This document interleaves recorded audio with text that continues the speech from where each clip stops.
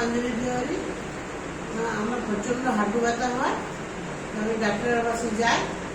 Doctor বলে operation করতে, operation করার পরে ফিজিওথেরাপি করতে বলে।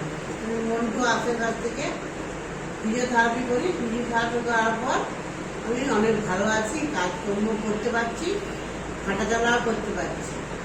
তো মন্টু আসদের কাজের কোয়ালিটিও ভালো, ওদের ব্যবহারও ভালো।